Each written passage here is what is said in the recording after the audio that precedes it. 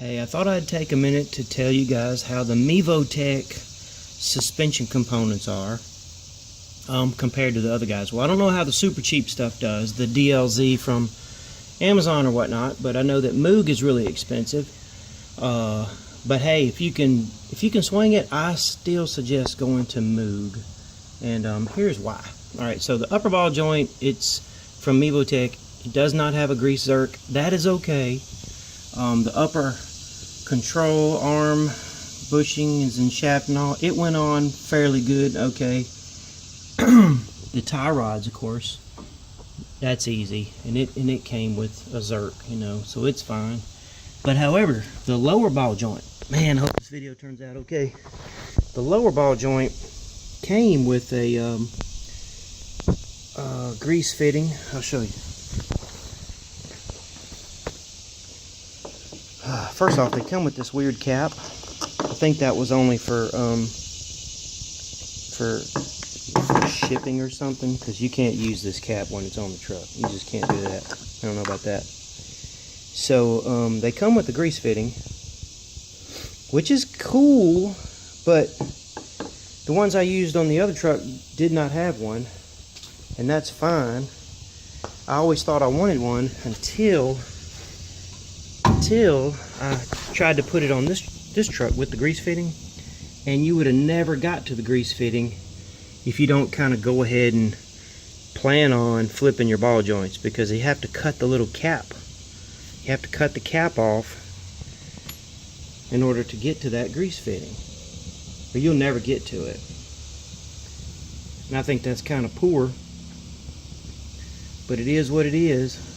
If you'd have put this together and never greased it, it wouldn't have lasted long, and then you'd have been about, you know, MevoTech. It's probably okay, but I hate that they did that. I hate that they sent me something that should have been a sealed component, not greasable. Because it is greasable, I had to cut my lower control arm in order to grease it, which is okay, because I do plan on flipping these ball joints later.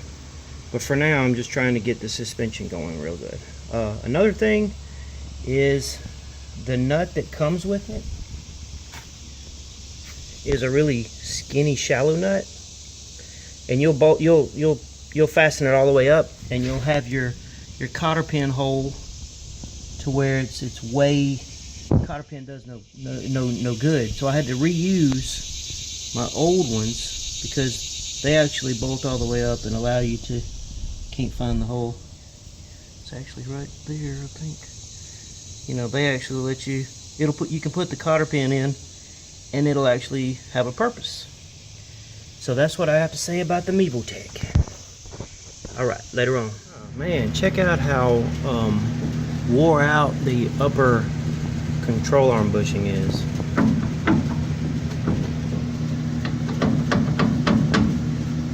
See if I can get stable.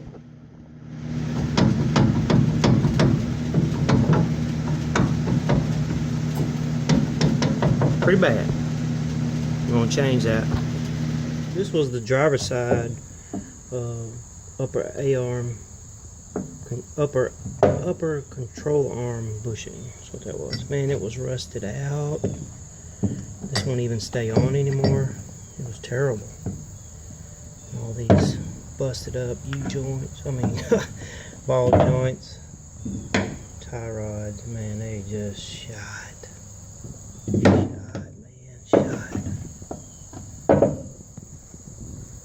Replaced it all today. Well, a little bit of yesterday and today. Man, this one was so wore out. They are rusted and wore slap out, man. One thing I will say about the Moog, which is what I ordered before, versus this is the MevoTech from Canada or Turkey. It seems like on the Moog, when I was screwing these into the they screw on there, of course, but these screw into the upper control arm, and they have, if you can tell, I don't know, they kind of have a nice little fine thread, not too bad.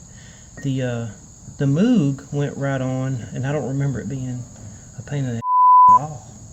But the MevoTech, the threads were not as sharp and it's almost like you had to make your own as you went.